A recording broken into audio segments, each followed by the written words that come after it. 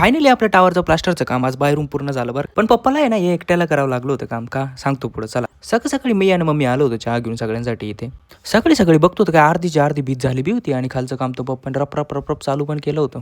आणि इकडे बघतो तर आवाज येत होता कशाच तरी. बघितलं तर बाई जेसीबी अजून पण मागचं काम करते बरं का. आपल्या घराची मागची गल्ली आहे, त्याचं चंबरचं काम आणि लाईन खोदणं चालू आहे. मागच्या ब्लॉगमध्ये दाखवलं होतं मी हा गड्डा कशामुळे पडला होता. तो पण आज बुजून जाईल बरं का. तुम्ही फक्त पप्पाच्या इथं स्किल बघा बाई. डायरेक्ट 22 ते 23 वर्षाचा एक्सपिरियन्स दिसून येतो.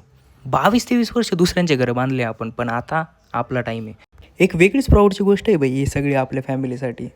मग दुपारून आला होता बाई पप्पाचा फोन डबा घेऊन ये म्हणे कामावर. तर आलो बाई इकडं तर बघितलं होतं काय राईट साईडचं काम झालं पण आणि लेफ्ट साईडचं पण चालू झालं बाई. नाद नाही करायचं बाई पप्पाचा. एकटे असले म्हणजे काय डायरेक्ट चारी भिंती आज होऊन जाते वाटतं. आणि तेच झालं बाई. संध्याकाळी येऊन बघतो मी हैराण झालो. राईट साईडचं लेफ्ट साईडचं सगळं प्लास्टर रेडी झालं आहे. पप्पाने लय खतरनाक काम केलं भाऊ. यासाठीच मी एक सिनेमॅटिक बनवलं तेवढा बघा आणि व्हिडिओ लाईक करा आणि फॉलो करा. भेटतो मी उद्या बरं का. चला बाय.